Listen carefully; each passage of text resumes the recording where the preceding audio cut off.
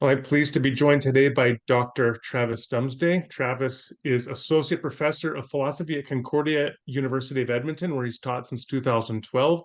His chief areas of research are philosophy of science, philosophy of religion, and applied ethics. He was raised in the Presbyterian Church of Canada and converted to the Eastern Orthodox Church in 2009, and he currently serves on the Parish Council of Holy Trinity Orthodox Church in downtown Edmonton.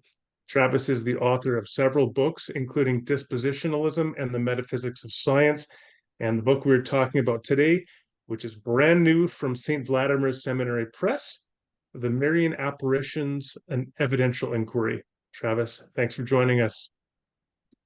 Yeah, well, thanks for the kind invitation. I appreciate it.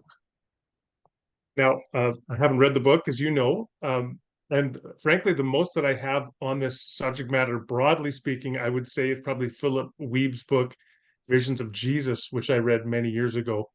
So let's start with a big question. What drew you to the topic of Marian apparitions and the evidential value that they may have? Yeah, well, since you mentioned him, partly it was the encouragement of Philip Weeb. So he died several years ago, but prior to his death, so I was somewhat acquainted with Philip, and we would sometimes correspond about projects. And I had mentioned to him this book I was trying to get published on the Zeitoun apparitions in Egypt, and he was yeah he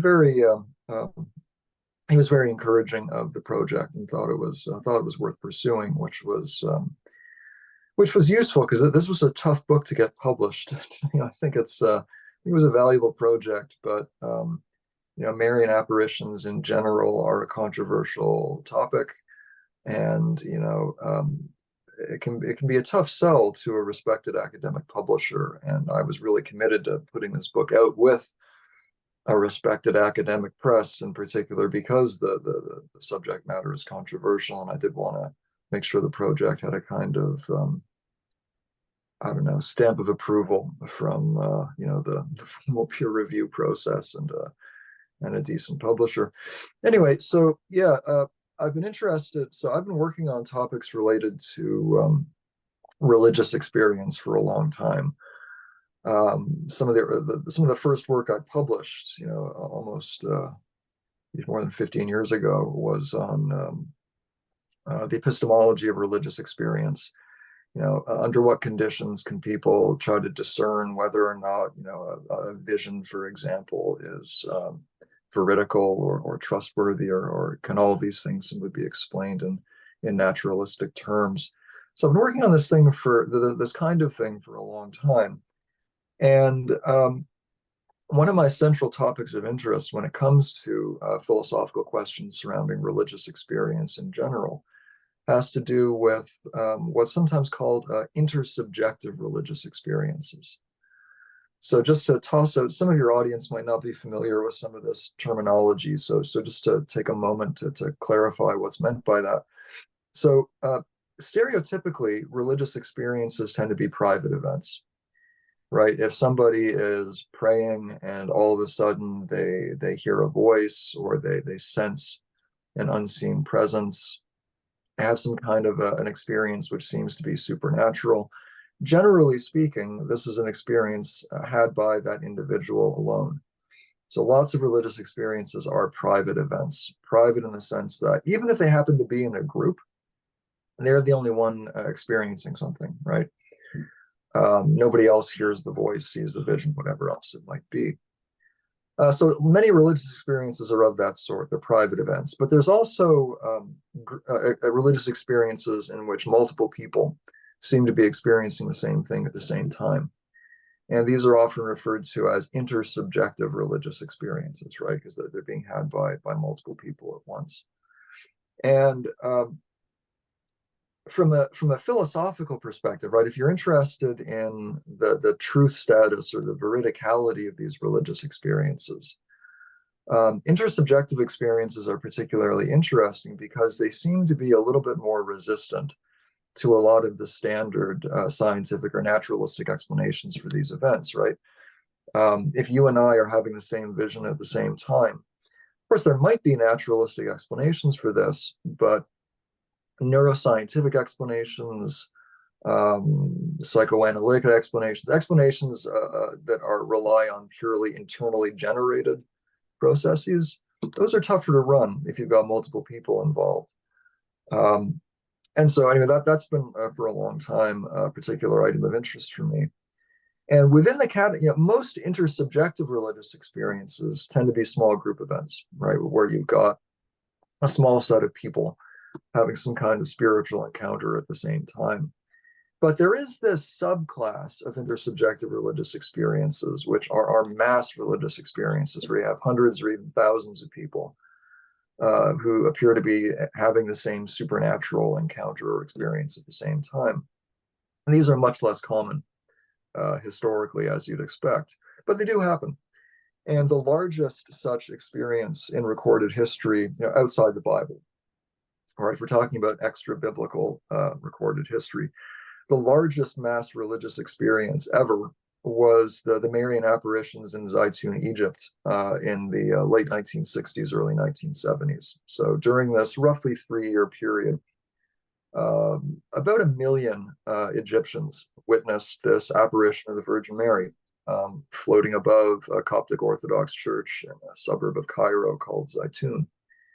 And these events were extensively covered by the Egyptian media at the time. They had a little bit of attention in the international media, but not much. And today, these events are mostly forgotten outside of Egypt and the global Coptic diaspora. But there is a small academic literature on these events. There's been quite a number of attempts at explaining what happened there scientifically. So what I wanted to do in this book was basically provide a concise, readable overview of the history of these events, those who might be unfamiliar with them, and then just do a survey and assessment of all of the scientific explanations that have been put forward and attempt to account for them.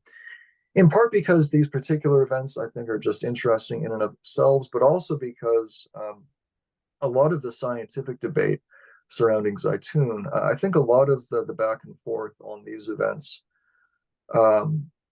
have broader applicability to other mass religious experiences, right? In other words, if there's a scientific explanation put forward that it provides a convincing account of what was going on at Zeitoun, well, then maybe you've got an explanation that can generalize to other group religious experiences, even mass religious experiences like the miracle of the sun at Fatima, or other some of the other the small set of these experiences that have occurred over the last couple hundred years. Awesome.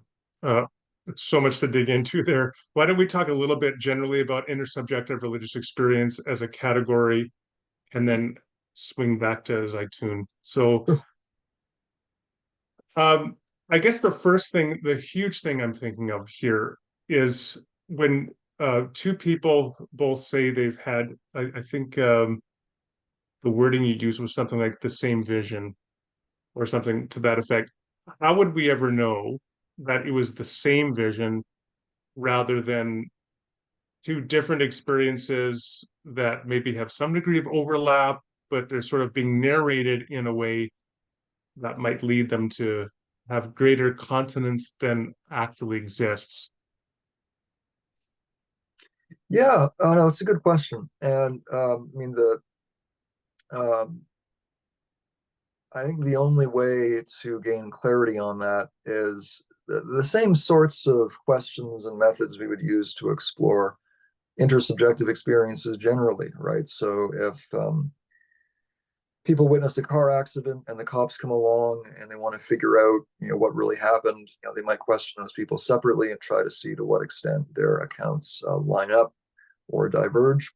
And of course, they're always going to diverge a little bit, right? People are watching these things from different vantage points, et cetera, et cetera. Some people are going to be more accurate observers. Some people are going to have more accurate memories than others, et cetera. But if you can investigate these things using standard sort of witness questioning techniques or whatever, that will provide you some degree of, at least if you can do this in other contexts, and people do all the time, I don't see why we can't apply some of those same methods when it comes to investigating religious experiences. Where it gets especially tricky, though, is when you're dealing with like really small group experiences. Like if you only got a couple of people who are involved, the chances of sort of uh, this isn't a great term to use, but the chances of like cross contamination, people's if you have two people who have a vision, for example, and they immediately start talking about it amongst themselves, to what extent is the other person's report going to influence the second individual's recollection or whatever? That can get tricky. The ideal situation is one where you've got a dozen people, 2 dozen people at least, and you've got a third party researcher or investigator that can come in afterwards and talk to people, ideally separately, ideally before they've had a whole lot of chance to confer amongst themselves, to try to get clarity about what exactly they've seen. So it makes sense to say, well, if we're going to apply these methods generally to intersubjective experience, why not apply them to quote unquote religious intersubjective experience? But it does prompt an immediate question: how does one identify a subclass of a subclass of intersubjective experience as being quote unquote religious?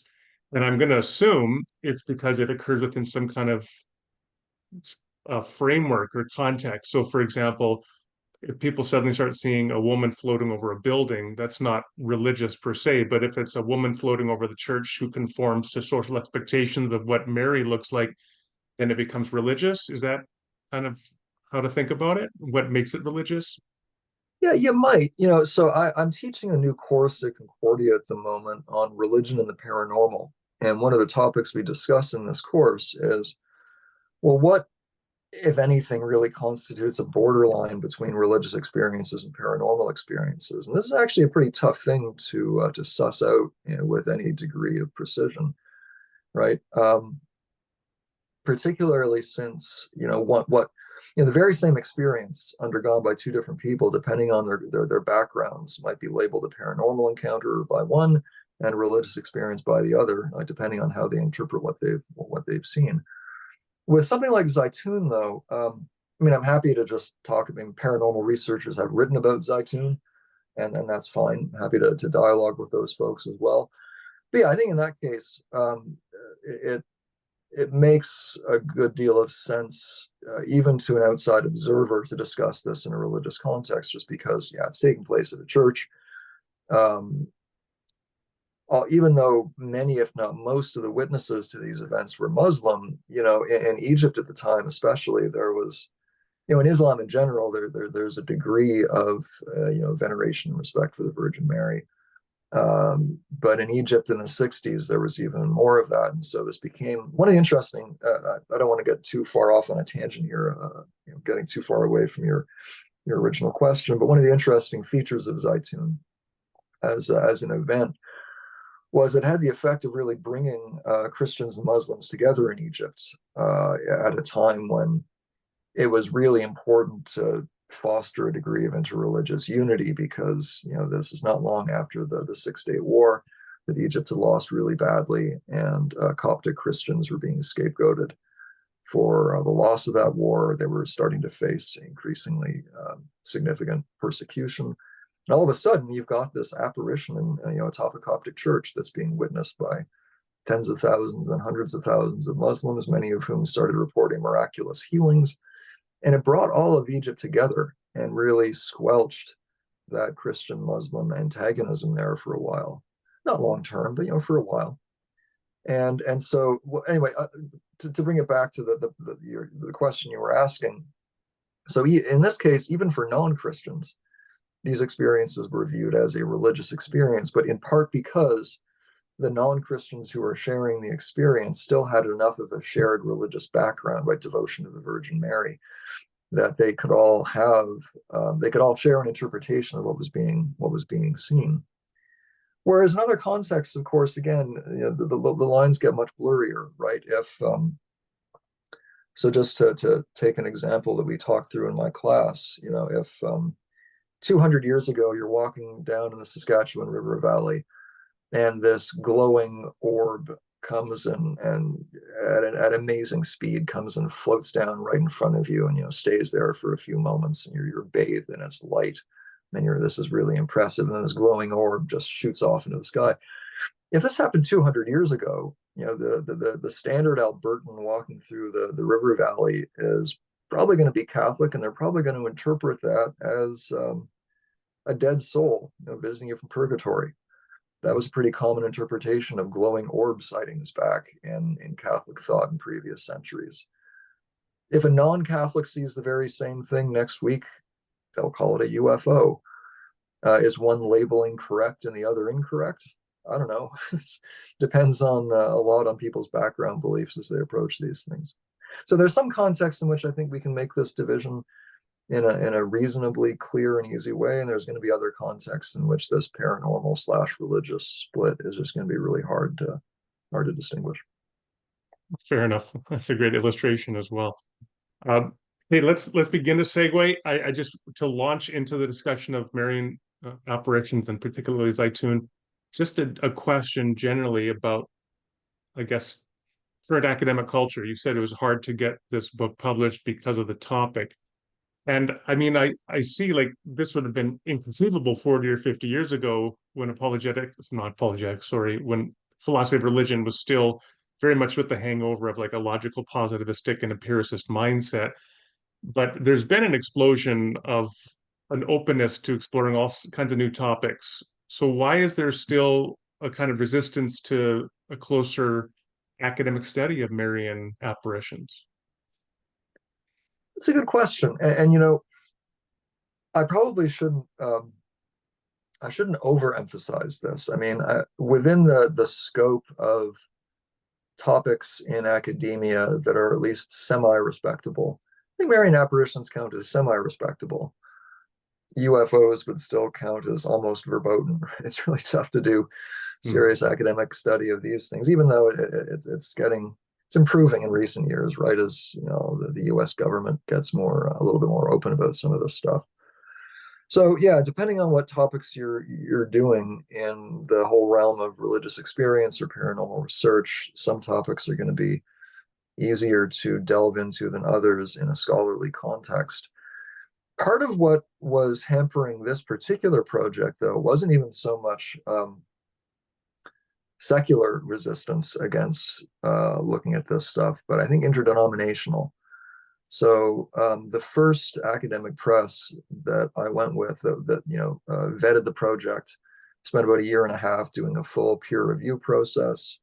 The peer reviewers really liked the book. They had some useful feedback, but generally speaking, they really liked the book and recommended publication.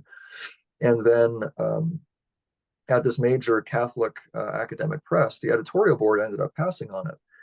And they never gave me an explanation why they passed on it in the face of these very positive reviews from these anonymous academic reviewers. But based on some feedback I got from some other Catholic presses, I think part of the hesitation might have been the fact that these were Orthodox Marian apparitions happening in an Orthodox country that the Roman Catholic Church has never officially ruled on one way or another. And so I think there might have been a little hesitancy on that front, right? Just so inter-Christian, I don't know, rivalry, I guess. Politics.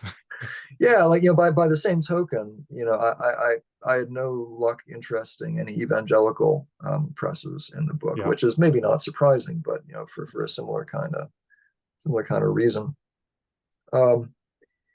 Yeah, and in broader academia, of course, anything that it's a little easier in philosophy just because we're so used to debating naturalism versus non-naturalism, different competing worldviews and things. But yeah, I think in academia more generally, one does have to be careful how one approaches these kinds of topics, right? It's got to be, I'm very careful in the book to be modest in the claims that I'm making. So I make it very clear that as a philosopher, at least, looking at some of this stuff, I think these kinds of events in Zeitoun in particular does provide a measure of evidence against naturalism or scientific materialism, but it's not any kind of a knockdown argument against it. I argue in the book that none of the existing scientific explanations for these events succeed. I think they all fail for pretty clear reasons. But that's not to say that future scientific explanations will have nothing new to add to the debate. part of what I'm trying to do is spark some discussion. I welcome future attempts to account for these things naturalistically. I think that'll just improve the dialogue even further. So I think these sorts of events provide a measure of evidence against naturalism, but they don't provide any kind of a proof that the supernatural is real. They don't provide, let alone a proof that Christianity is true or Orthodox Christianity is true. So I'm very careful in the book to be modest and measured in the claims that I'm making, and I like to think that'll help the book get a at least semi-respectful hearing from skeptical audiences. But we'll see. It's also entirely possible it'll be totally ignored. We'll see. Well, in terms of like pushing the boundaries, Yale University Press published a book last year called "They Flew: A History of the Impossible About Flying Saints." So, if that kind of book can be published, I certainly think there's a place on the table for Marian Apparitions. Okay, let's talk about the case a little bit in more detail. Well, one thing I got to ask at the outset, is this simply something that was reported that people had the phenomenon of seeing something, or was there also recordings of it through film, video, or whatever kind of film cameras, anything like that, any kind of phenomena that was recorded, or is it the testimonies of what people experienced? Yeah, well, these events received extensive coverage in Egyptian newspapers at the time, and that included some photographs of the apparitions and the light phenomena and things being published in newspapers at the time. But as I discuss in the book, so there's a degree of controversy about the photographs. From what I have read, trying to delve into this, it seems like some of the photographs are genuine, others might be partially doctored. So I'm a little suspicious of some of the photographic evidence that came out. I'm not aware of any live film being done at the time. All of the visual recording evidence I've seen discussed in the literature is all focused on the photographs. There's a physicist in the US, John Jackson, in his book on Zeitoun, he delves and he gets like a photographic expert to delve into some of the optics of some of these photos. And he comes to the conclusion, yeah, some of them are probably genuine. Some of them show some evidence of having been artificially altered. There's also some claim to the effect that there were many photos taken where by journalists at the time, where afterwards they just found that nothing showed up on the negatives. And that does seem extremely strange, but it's not out of step with other kinds of paranormal phenomena. So definitely when it comes to things like UFOs, right? These glowing orb sightings, or sometimes even cases of hauntings. You have people who take photographs of something they're seeing at the time, where later on it turns out that either nothing shows up on the image, or something somewhat different shows up. It's some kind of a blurry, hazy image, but not this kind of clear, distinct thing that was seen at the time. So all of this raises interesting questions about so again, especially because this is a kind of a generalizable point about several kinds of paranormal phenomena, there are all kinds of interesting philosophical questions that get raised here. One of which just has to do with, well,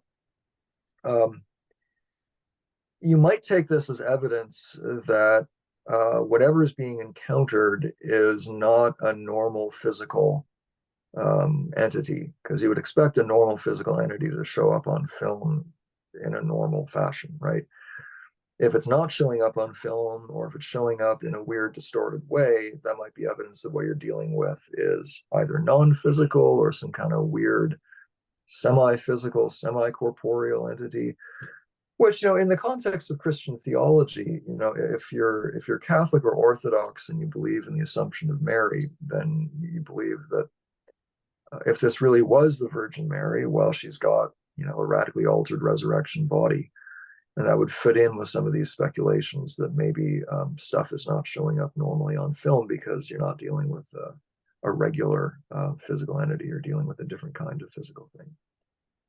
Okay, can you give us a quick flyover of a little bit more detail on how these arose, what people saw, again, over what duration of time, and then survey like the main naturalistic explanations and why you think they fail Sure. or that Yeah. they're So, inadequate? Yeah. yeah. So the events began on April 2nd, 1968. So what happened was, so it's St. Mary's Coptic Orthodox Church in Zeitoun, which at the time was a suburb of Cairo.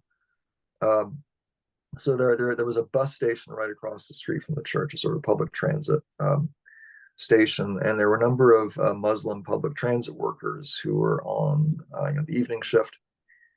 And all of a sudden, these transit workers notice this female figure on top of the roof of the church. And initially, they thought this was maybe a nun who was about to kill herself. And so they start, making a ruckus. They call the authorities to come in because they want to get rescue services coming on site. But then pretty soon they realize, well, this doesn't seem to be an ordinary woman, right? She's emanating some kind of radiant light. They look more closely. She's seems to be not just walking atop the church, but like floating above it a little bit. So as a crowd starts to assemble around the church, as people start to hear this ruckus and you start to get a crowd assembling, people start thinking, hey, this must be the Virgin Mary. This is her church. This is a obviously female figure. And so they start shouting and praying, and the crowd gets even bigger. And so the figure remains there for a period of time. Again, the crowd ends up assembling further, and then it just sort of disappears. Um, but then the same event recurs several nights later, and then keeps recurring, at irregular intervals, right, in the succeeding weeks and months. And this causes a national sensation in Egypt, and pretty soon you've got tens of thousands and then hundreds of thousands of people camped out around surrounding this church every night. It's a big deal in the neighborhood, and local authorities, of course, have to respond and start trying to deal with problems of crowd control. The Egyptian government pretty quickly starts to try, they're trying to figure out what's going on. They launch some investigations. They try to rule out the possibility of some kind of projection or something going on. They try cutting off the power to the whole neighborhood. That doesn't affect the appearances. So this just continues over a period again of weeks and months. The Coptic Orthodox hierarchy launches an official investigation. They send some high-level clerics out to investigate things. So they talk to witnesses. And the investigation committee themselves sees the apparition, which, so far as I can tell, is the first time in history that any church-appointed investigative commission of a Marian apparition has actually seen the apparition for themselves. So this just keeps happening. And again, you've got pretty soon hundreds of thousands of people who have seen this. And I should mention too, by the way, that it's on some nights, it's this clear vision of a glowing female figure floating above the church. Sometimes the female figure is there for just 5-10 minutes. Other times she might be there for an hour, 2 hours at a time.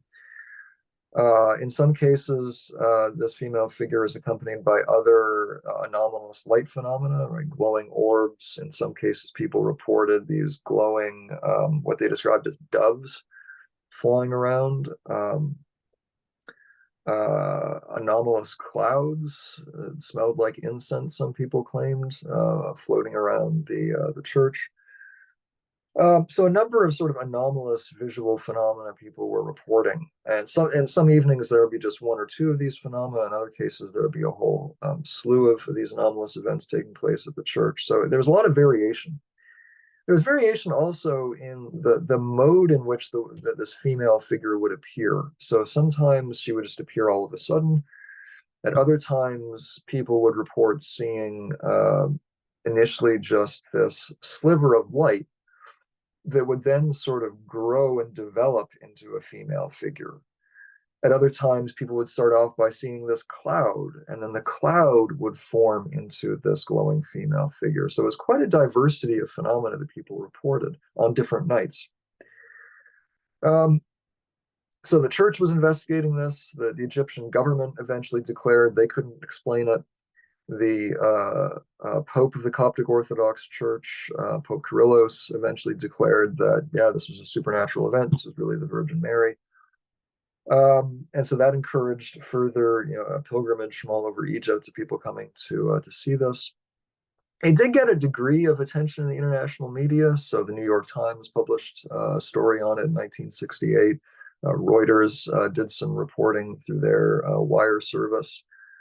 But most of the media coverage is coming from the Egyptian media, the French language and Arabic language Egyptian newspapers. So that's in part what some later researchers were relying on.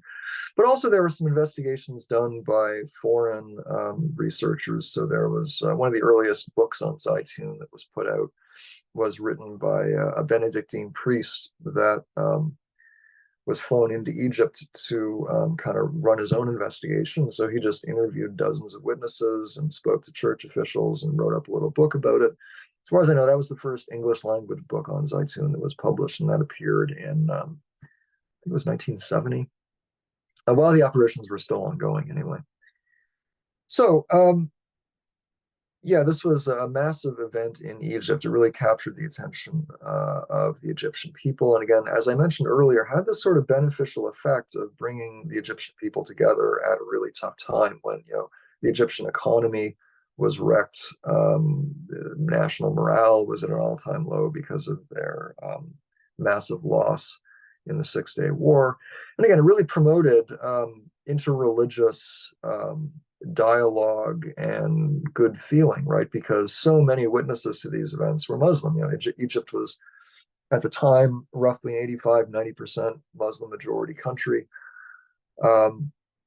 And lots and lots of Muslims were reporting miraculous healings at the apparition site. That was another feature of the Egyptian government. No, so the Coptic hierarchy investigation was they set up a medical commission of Coptic medical experts to investigate the various claims of miraculous healings taking place at the site. Again, many of which are being reported by Muslims, and so this sort of again increased the sort of ecumenical feeling at the time. It was really beneficial to Egypt in that sense. It lowered the temperature of the interreligious conflict for several years. Anyway, these events went on. The first year and a bit, these events were, again, it was taking place irregularly, but frequently. And again, crowds were sometimes, 250,000 people massed around the church was, I think, the largest number reported for any single night by the Egyptian newspapers. But over a period of a few years, gradually they became less frequent. The crowd started to dwindle. You still had some pretty dramatic events that people reported. But after 1968, 1969, definitely these events became less frequent, usually somewhat less dramatic. And by 1971, they basically concluded. Yeah, so that's at least sort of the core opening kind of history of the event. Any questions about any of that, or anything that needs clarification before I kind of go on to talk about some of the subsequent scientific inquiries? No, that's a very good overview. Yeah. Okay, well, in the book, I have multiple chapters dealing with different explanations that subsequent researchers have put forward. The most obvious explanation, sort of broadly psychological explanation that one might think of is, of course, mass hallucination. And I have a brief chapter talking about that option.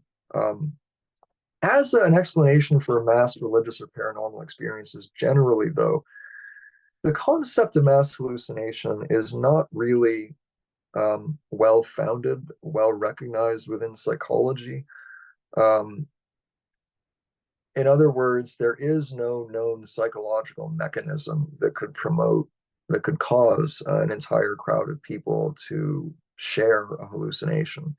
That's just not a recognized thing in psychology. So One obvious worry then about explanations that rely on just a generic notion of mass hallucination is that you're trying to explain an unknown by reference to an unknown. Right? We don't know if mass hallucination is even a real phenomenon. We don't know what its possible mechanisms could be. There are some who've suggested that, well, maybe there's something like a kind of mass hypnosis going on, but um, that's not really a compelling explanation, right? If there was some kind of, so just one further point to raise on this idea of a mass hallucination or mass hypnosis is you would expect greater consistency, right? If you've got 250,000 people who are all hyped up with high expectations, waiting to see something, all massed around this church, and then nothing happens. And the next 2 or 3 nights, same number of people, same emotional atmosphere, nobody sees anything.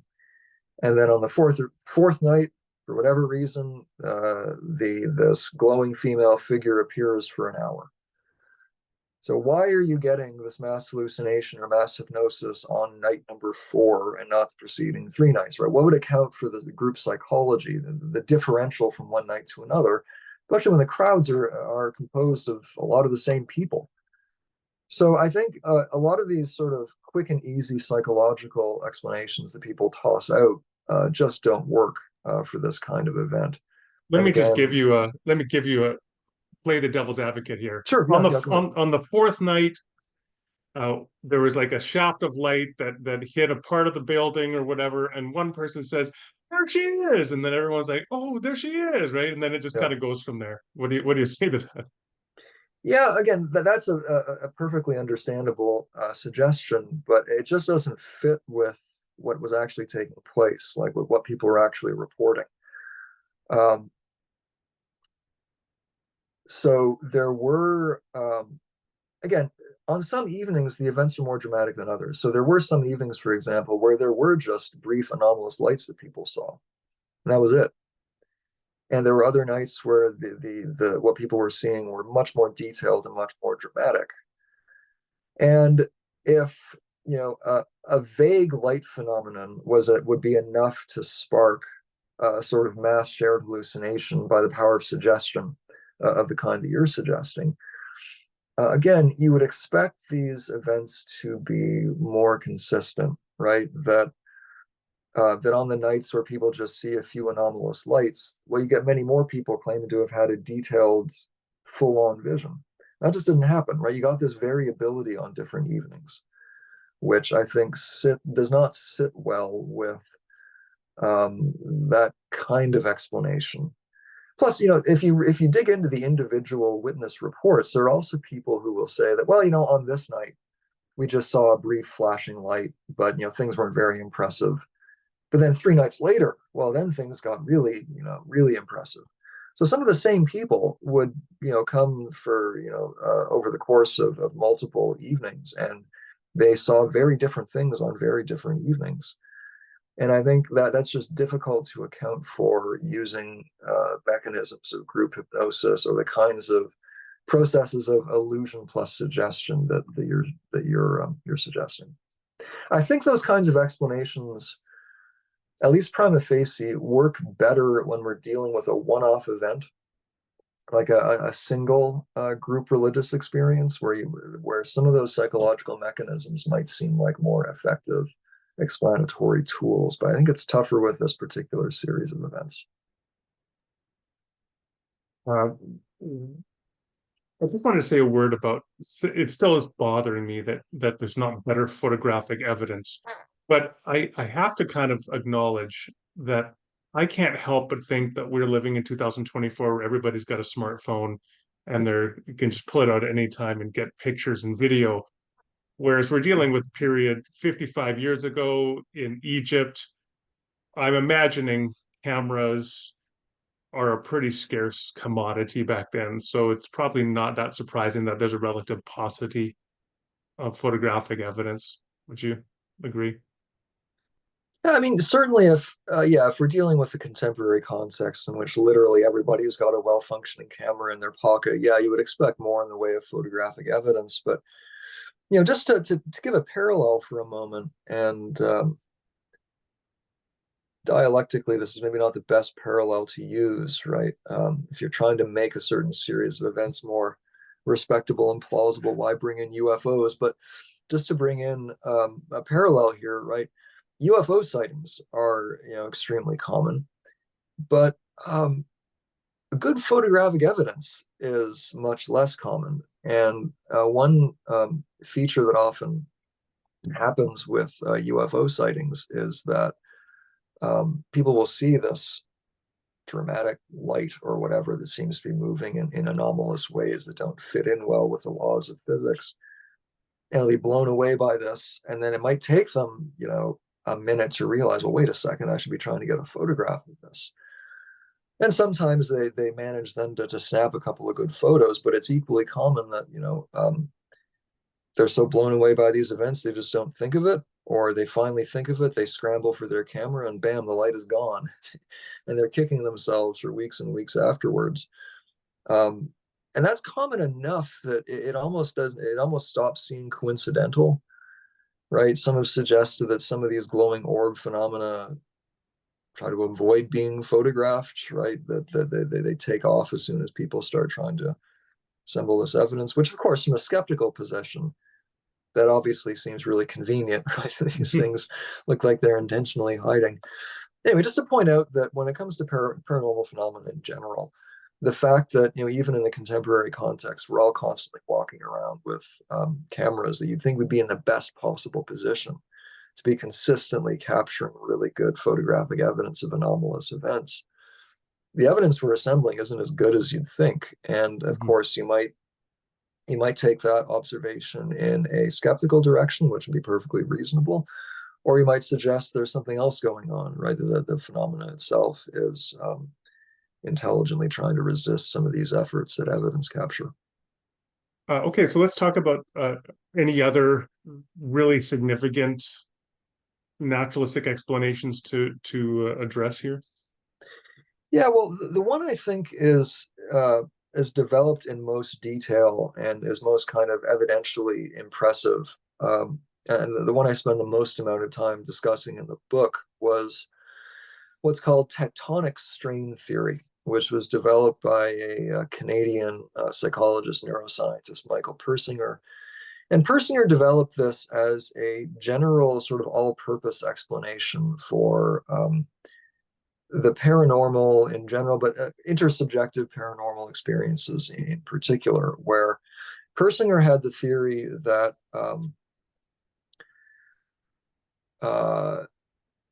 tectonic strain, in other words, low-level geological tension, affects the electromagnetic environment that we're living in. So Right? you're talking about like the Earth's plates Yeah, shifting? Okay. yeah. Though there's kinds of geological shifts, even subtle shifts, stuff that might not get picked up by the Richter scale, even subtle geological activity can affect the ambient electromagnetic environment that we're living in. So can other features of the environment, not just geological features, but it was the tectonic stuff that Persinger really focused on. And Persinger suggested that when that tectonic strain is particularly powerful, you get much stronger effects on our electromagnetic environment, and this can result in two things. One of which he theorized was that tectonic strain can actually cause actual physical light anomalies in the environment. Right, it can affect the electromagnetic spectrum that we're living in to such a degree that you actually get real anomalous, objectively real anomalous lights being sparked literally by this tectonic activity. But also, as a result, the human brain is vulnerable to certain forms of electromagnetic activity and spectra. And so Persinger suggested that people whose brains are people who have what he called temporal lobe lability, people whose brains are particularly vulnerable to shifts in the ambient electromagnetic levels in the environment, are prone to hallucinations. And so what Persinger is suggesting is that when the tectonic electromagnetic interaction is working in just the right way, you can get objectively real anomalous lights appearing in the environment combined with powerful hallucinations undergone by a substantial subset of the population. And so Persinger thinks that a lot of like UFO flaps, or like were a certain period of time in a time and place where UFO activity becomes particularly common. He thinks this is what's going on, that you've got objective light phenomena that's sort of being supplemented by large scale individual hallucinations. And so Persinger back in the 80s wrote a paper that he published in a psychology journal on Zeitoun, where he basically took the tectonic strain theory and applied it to Zeitoun. And he argued that Egypt at the time was undergoing an unusually high level of tectonic strain, and so this would have produced anomalous light phenomena, combined with, again, large numbers of people undergoing hallucinations, which, in the cultural environment of Egypt at the time, very religious culture, it's not surprising that these hallucinations would issue in a sort of shared phenomenology of a religious figure that both Muslims and Christians at the time were devoted to. And so that was basically the core idea of tectonic strain theory as applied to Zeitoun. And later skeptical authors, the few that have actually talked about Zeitoun, people like Joe Nickell from Psychop and some other skeptical authors who've taken this up, basically just adopted Persinger's theory whole cloth and found it pretty compelling. And so I've got a chapter in the book where I delve into Persinger's theory in general and sort of assess, what is its current scientific standing in the psychology world, and then even if we accept, so that's one issue, right? How plausible is this theory on its own terms, but then also, granting for the sake of argument that it's potentially workable as a scientific theory, does it actually explain what's going on with Zeitoun? And so that's the scientific theory that's been developed in greatest detail, and so that's the one that I spend the most amount of time on in the book.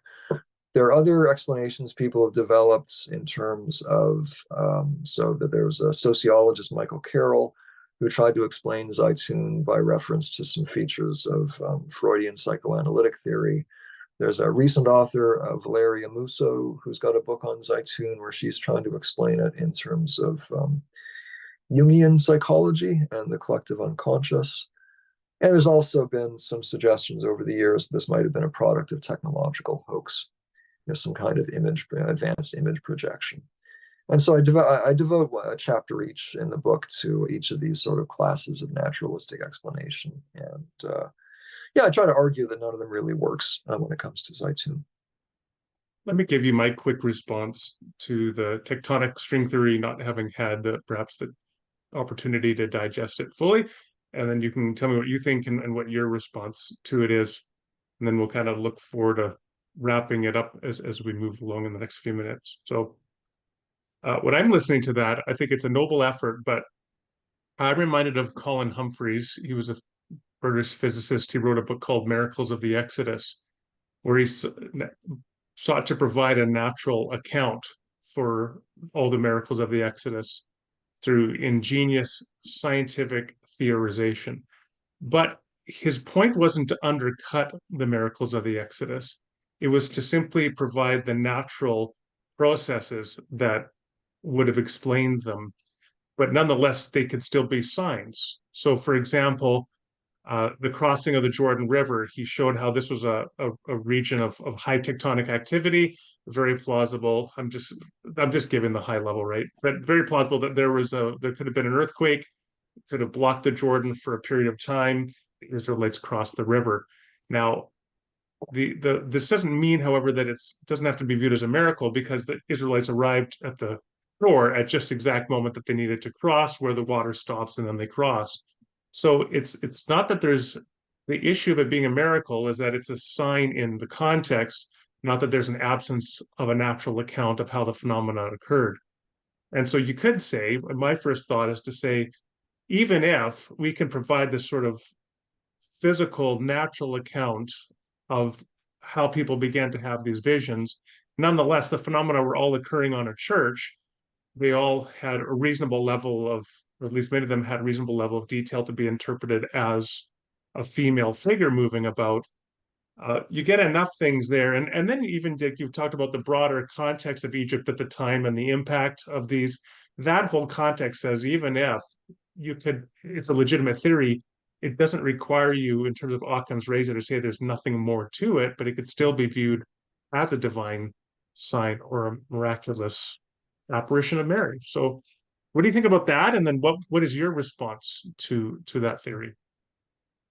No, that's interesting. Yeah, and certainly in the theological literature on special divine action and miracles and things, that there's a lot of discussion of to what, and you would know this literature better than me.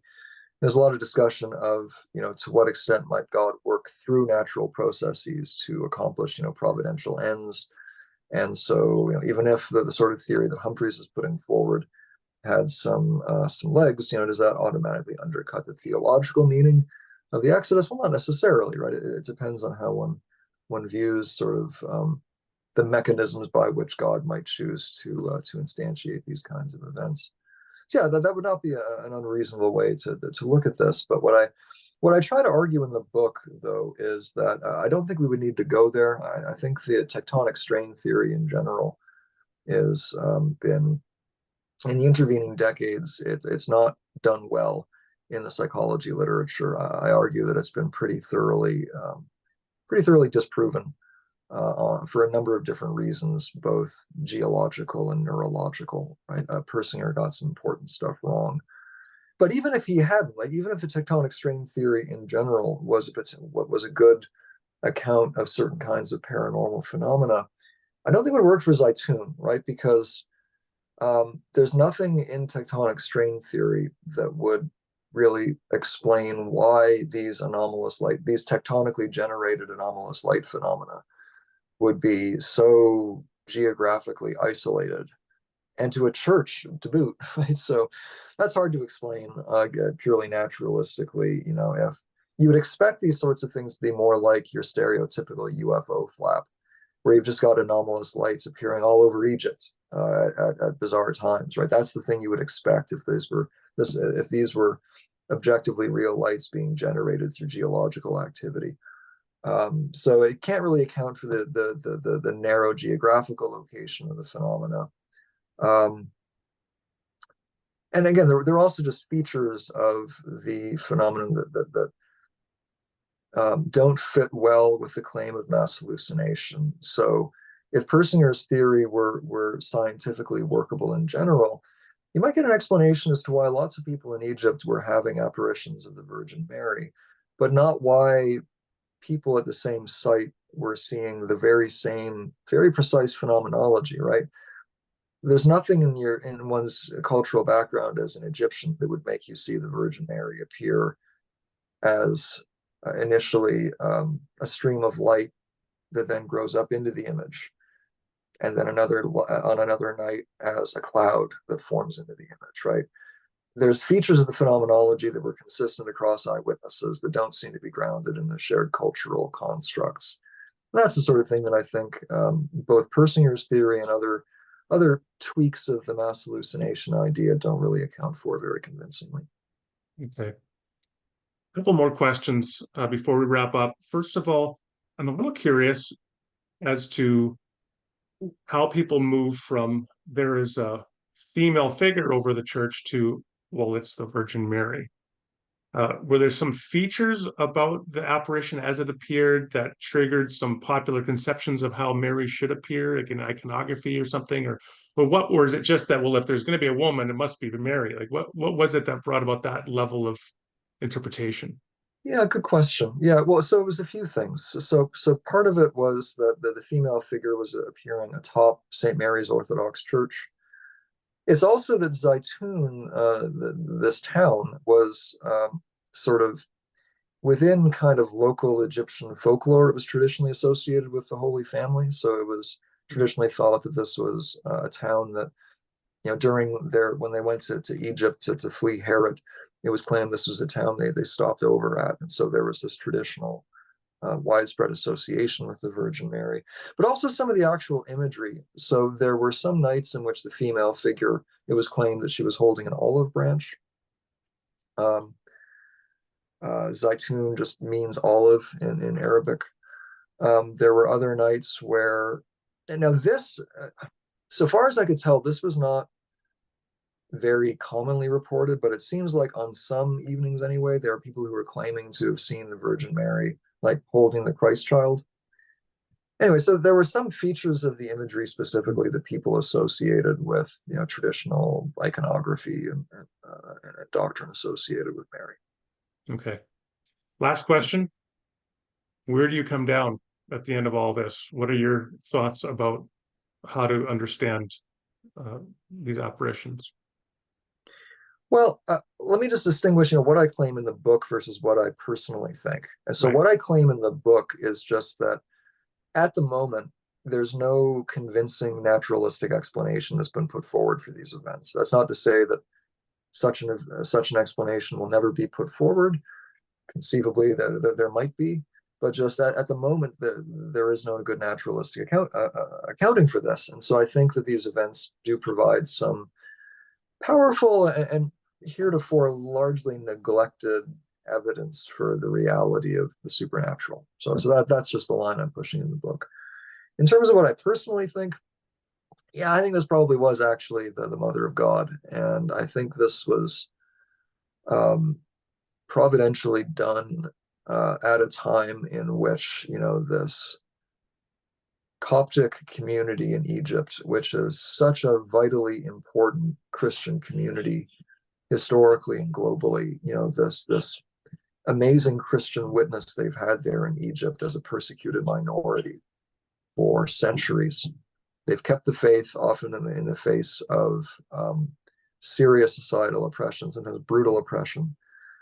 And so I think uh, God loves the Coptic Church. I think this was a time when the Coptic Church was in dire need of supernatural protection, intervention. And I think God met that need by sending Christ's mother to have this just intervention in Egyptian history to protect the Coptic people. All right. It's been fascinating, Travis. I really appreciate you for sharing your research here. Everybody, again, the book is The Marian Apparitions and Evidential Inquiry. Thanks a lot, Travis. Thank you.